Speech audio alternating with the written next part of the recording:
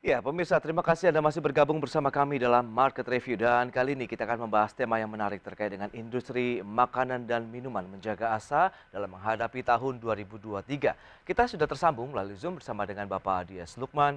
Beliau adalah Ketua Umum Gabungan Produsen Makanan Minuman Indonesia. Selamat pagi, Pak Adi.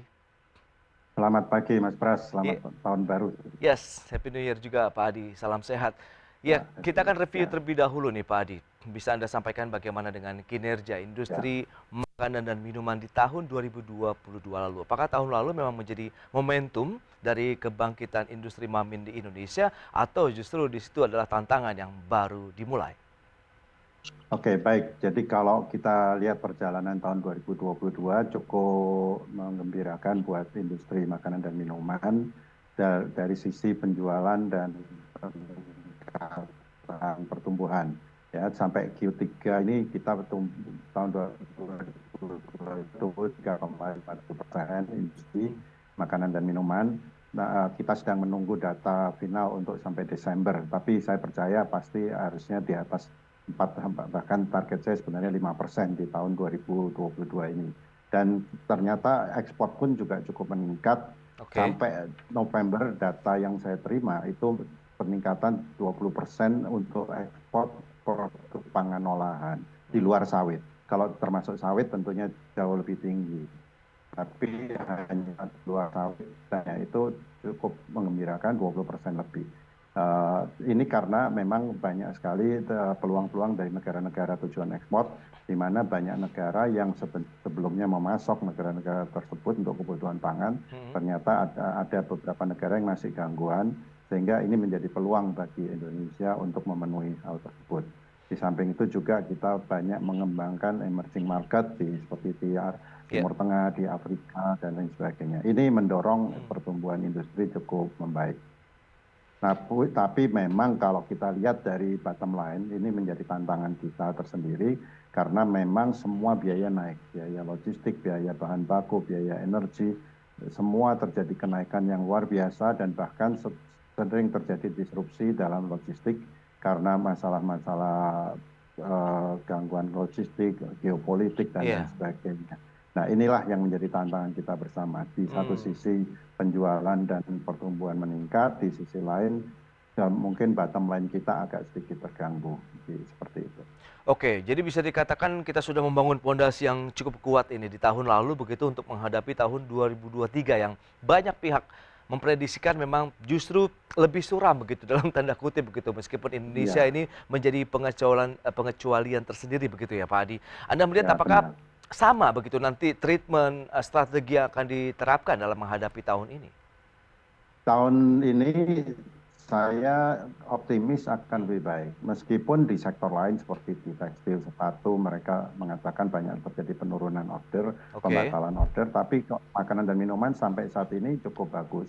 Di pasar lokal, ini dengan retail kita cukup baik karena retail sudah mempersiapkan untuk puasa dan lebaran sejak Desember kemarin, dan mereka sudah buka order untuk persiapan puasa lebaran. Nah, Mhm. otomatis produksi terus meningkat, dan bahkan beberapa perusahaan yang biasanya hanya 1-2 shift menjadi full 3 shift untuk memenuhi permintaan tersebut. Nah, di samping itu pasar ekspor juga saya lihat masih cukup berkembang, cukup tumbuh, karena banyak permintaan juga dari pasar ekspor. Dan kita kebetulan juga banyak mengembangkan untuk produk-produk halal kita untuk Timur Tengah dan lain sebagainya. Ini menjadi peluang. Dan bahkan yang menggembirakan seperti minggu lalu ternyata binaan GAPMI IKM, ya, industri kecap, dari industri rumah tangga berhasil menembus pasar Timur Tengah dan lain sebagainya. Ini karena kita ada program Indonesia Spice of the World, kita promosikan bumbu-bumbu dan rempah Indonesia yang kebanyakan IKM. Ini cukup mengembirakan. Di samping Oke. itu snack juga dan lain sebagainya. Kalau bicara mengenai industri produk makanan halal, minuman halal memang di kawasan Timur Tengah menjadi salah satu poin tersendiri begitu. Tapi secara umum, jenis makanan dan minuman apa yang paling diminati oleh negara-negara importir begitu, Pak Adi, untuk produk kita? Ya, tentunya memang yang paling banyak seperti mie instan juga cukup Oke. besar, kemudian biskuit, snack, ya, itu juga cukup besar. Mhm. Eh, Beberapa produk dessert, ya, seperti puding, jelly, jelly gum dan lain sebagainya itu juga cukup besar. Dan juga produk-produk kopi, olahan kakao itu cukup besar juga. Dan terakhir ini juga produk-produk olahan dari daging, Oke, baik produk olahan daging dari sapi daging ya? maupun daging ayam itu Hmm, juga cukup meningkat karena memang ada permintaan dari beberapa negara yang selama ini hmm. belum bisa terima produk Indonesia, tapi sekarang sudah mulai bisa terima produk-produk Indonesia seperti itu. Oke, dari negara-negara tujuan ekspor kita yang mendominasi dari negara mana saja? Tetangga-tetangga Ya, terdekat atau lebih luas lagi, Pak? memang yang utama tetap di China, Amerika, Jepang ya, Hmm, itu untuk makanan minuman. Tapi oke. sekarang sudah mulai di kawasan ASEAN juga cukup tumbuh cukup baik, India, Timur Tengah juga cukup tumbuh cukup baik. Baik, dengan kondisi seperti ini, tantangan yang seperti kita hadapi di tahun 2022, bahan baku, Ya. plastik, dan lain-lain yang kemarin mengalami kenaikan, apakah itu juga akan menjadi pengikut sertaan juga ini, tantangan yang akan dihadapi oleh pelaku industri Mamin di tahun 2023 ini, Pak?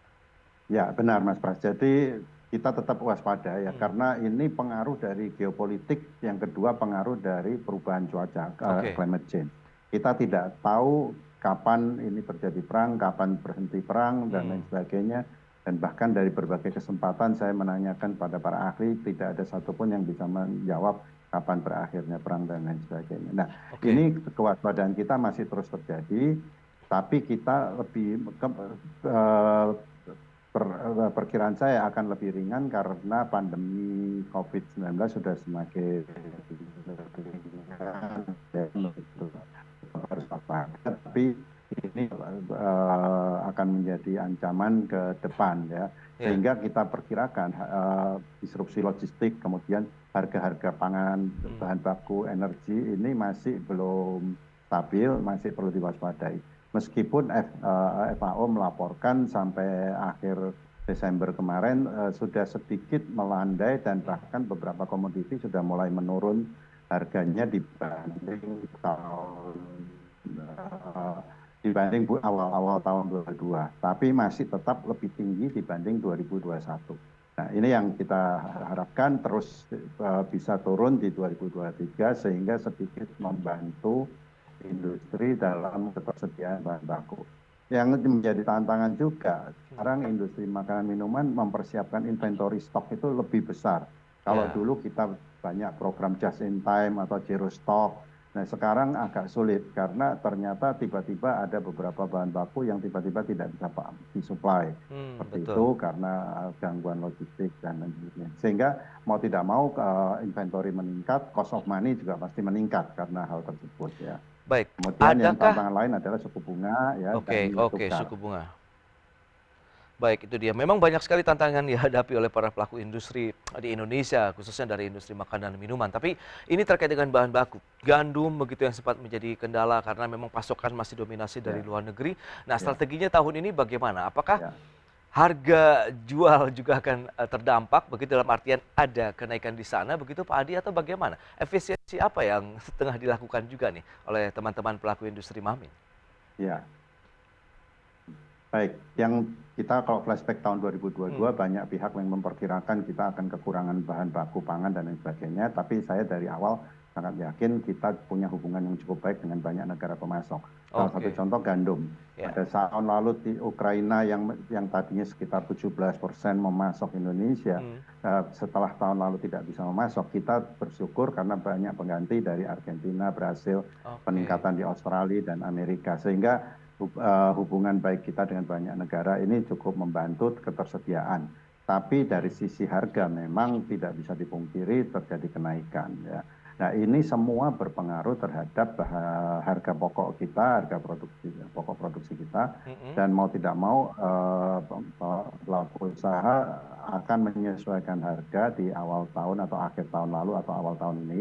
Oke. Namun demikian penyesuaian harga pangan olahan itu tidak bisa sebesar kenaikan bahan baku maupun energi. Sehingga ini yang Hmm, menggerus bottom line kita. Ini strategi banyak dilakukan oleh para pelaku usaha industri makanan minuman untuk menjaga daya beli, untuk menjaga stabilitas itu dia. penjualan dan peningkatan penjualan. Daripada kita turun penjualannya, lebih baik kita mengurangi margin atau menggerus margin tapi omset terus meningkat. Ini Oke. karena strategi jangka panjang. Kita Iya, tidak iya. melihat jangka pendek seperti itu. Volume yang tetap dijaga begitu ya Pak Adi ya untuk industri Benar, makanan dan minuman. benar. Lantas bagaimana dengan daya beli masyarakat begitu potensinya di tahun 2023 ini? Ya. Apakah justru meningkat? PPKM kita tahu sudah dihapuskan, kemudian kita masuk dalam proses menuju endemi. Apakah ini juga menjadi momentum bagi industri Mamin? Dan berikut ini kami sampaikan infografik terkait dengan PDB dari industri makanan dan minuman. Ya, seperti yang bisa Anda saksikan di layar televisi Anda, ini trennya di sepanjang kuartal 4 ya, kita cermati dari kuartal 4 tahun 2021 sampai dengan kuartal 3 tahun 2022 ini trennya terus mengalami peningkatan meskipun pada kuartal 3 tahun 2021 ada lonjakan sampai dengan 202,4 triliun rupiah, di kuartal 4 tahun 2021 sempat turun menjadi 190,9 triliun namun trennya naik terus bahkan pada kuartal 3 tahun 2022 lalu melebihi dari PDB di kuartal 3 2021 menjadi 209,6 triliun rupiah. Dan selanjutnya dari sisi pertumbuhan PDB industri makanan dan minuman secara tahunan kita akan cermati pergerakannya.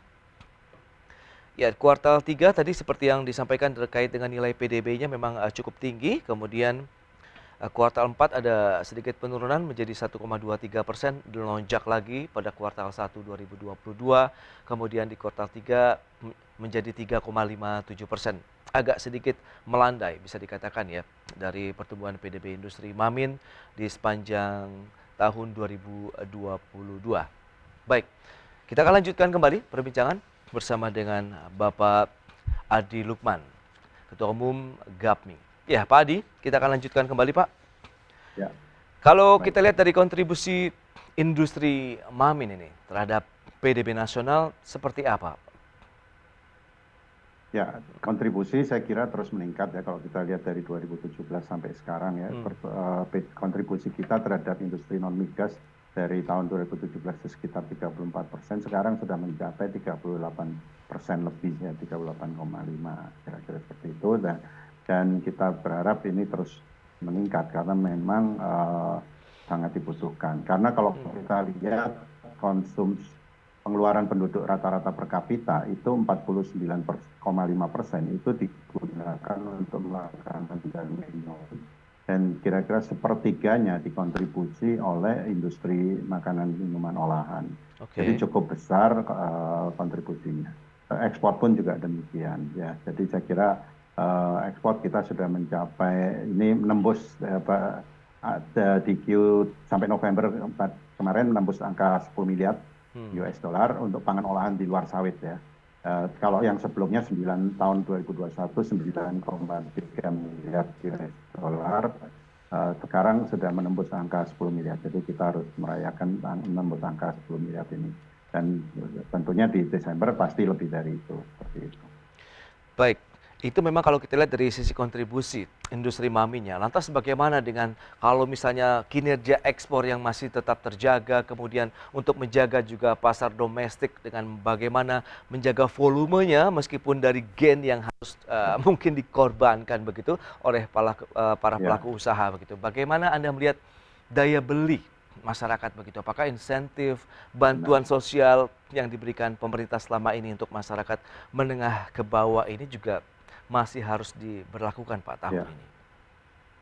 Ya benar, jadi kalau kita lihat daya beli masyarakat kelas menengah atas aman, saya yakin sangat aman karena banyak tabungan, banyak simpanan-simpanan dan daya belinya cukup aman. Tapi untuk kelas menengah bawah saya amati masih perlu dibantu oleh pemerintah melalui bansos, BLT dan lain sebagainya.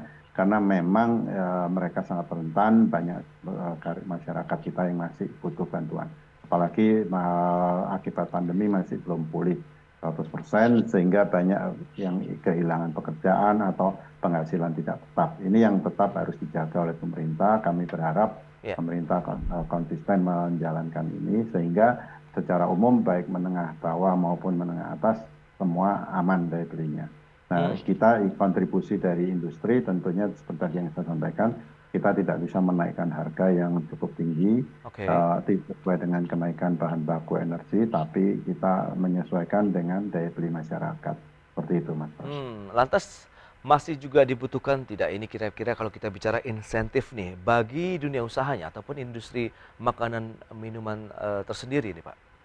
Ya, pemerintah khususnya untuk bahan baku, Hmm, pemerintah sudah melakukan sistem neraca komoditas untuk beberapa komoditi. oke. Kemarin sempat terjadi isu keterlambatan di gula, tapi pemerintah bergerak cepat sehingga Hmm, neraca komoditas berhasil diselesaikan. Nah, kami berharap neraca komoditas ini bisa diperluas untuk komoditi-komoditi lainnya dan waktu insentif waktu. Jadi kita berharap di setiap tahun itu setiap bulan Oktober sudah diputuskan berapa yang harus diimpor hmm. supaya tidak terjadi kekurangan seperti baru-baru ini. Nah, itu insentif pertama. Kemudian yang kedua, mengingat di pasar global ini terjadi perebutan bahan baku dan kadang-kadang terjadi disrupsi logistik. Kami berharap pemerintah bisa memberikan kelonggaran terhadap bea masuk khususnya untuk bahan baku Oke. sehingga kita bisa meningkatkan daya saing kita. Ujung-ujungnya adalah nilai tambah kita meningkat dan kami berharap pajak pendapatan dari perusahaan juga yang disumbangkan perusahaan juga meningkat. Jadi kompensasinya di sana. Sehingga kami berharap seperti itu karena sebagian sekarang sudah BMDTP Ya. dan kita berharap ini bisa diperluas untuk beberapa komoditi, terutama untuk yang masyarakat bawah ya, seperti misalnya untuk kedelai, untuk jagung dan lain sebagainya. Ini bisa dipertimbangkan oleh pemerintah sehingga mau tidak mau ini akan meningkatkan daya saing dan nilai tambah kita di Oke, dalam negeri. Yang penting adalah nilai tambah itu harus terjadi di dalam negeri betul. daripada kita harus import produk pangan olahan. Iya, iya. Memang kalau kita cermati dengan beberapa bahan dasar lah ataupun bahan baku dari produk Mamin kita memang masih banyak yang harus diimpor Ya. dari luar negeri. Nah, stoknya, kondisinya saat ini di produsen-produsen Mamin sendiri apakah masih mencukupi? Adakah batasan mungkin berapa hari operasional begitu untuk menjadi suatu angka kecukupan untuk bahan baku industri? Ya, untuk bahan baku seperti tadi yang saya sampaikan, Hmm, sekarang industri ini bersiap-siap untuk meningkatkan inventory karena tadi gangguan-gangguan logistik ya, itu terjadi ya. Nah, kami perkiraan kalau untuk bahan baku mungkin bisa antara 1-2 bulan stok di bahan baku utama ya, 1-2 bulan stok. oke. Kemudian untuk produk jadi rata-rata 2 minggu sampai 1 bulan seperti itu. Jadi Hmm, in total bisa sekitar 3 bulan untuk aman sehingga oke. kita bisa memastikan ketersediaan seperti itu. Baik, lantas target sendiri untuk tahun 2023 ini dari sisi produksi kemudian angka penjualan bagaimana Pak Di? Ya, saya berharap harusnya kita bisa tumbuh di 2023 dengan Mhm. pertimbangan PPKM sudah dihapus, Ya, kegiatan masyarakat sudah kembali ke normal, dan kemudian ditunjang oleh pesta demokrasi. Nah, pesta demokrasi dimulai 2023 sampai 2024. oke. Diharapkan banyak sekali kegiatan-kegiatan ini bisa mendukung permintaan terhadap pangan olahan yang memang pasti dibutuhkan dalam setiap kegiatan. Dengan pertimbangan tersebut dan juga kita berharap banyak negara sudah mulai pulih, kita berharap bisa sekitar 5-7% pertumbuhan industri makanan dan minuman. Diharapkan seperti demikian dan kita juga optimis ekspor terus meningkat, permintaan dalam negeri juga harusnya meningkat. Kalau kita lihat laporan dari retail pun sampai Q3 kemarin juga bagus ya karena double digit pertumbuhan di retail dan tentunya ini juga mendorong permintaan dari produsen makanan dan minuman seperti itu. Baik itu dia, 5-7% ya target dari pertumbuhan industri Ya, makanan dan minuman di tahun 2023 ini. Baik Pak Adi, terima kasih banyak ini untuk baik. sharing yang Anda berikan. Maju terus Pak untuk Ya, industri makanan dan minuman Indonesia di tahun 2023 ini. Selamat melanjutkan aktivitas Anda kembali. Salam sehat oke. Pak Adi. Ya, salam sehat, Mas Pras dan pemirsa. Ya. Terima kasih.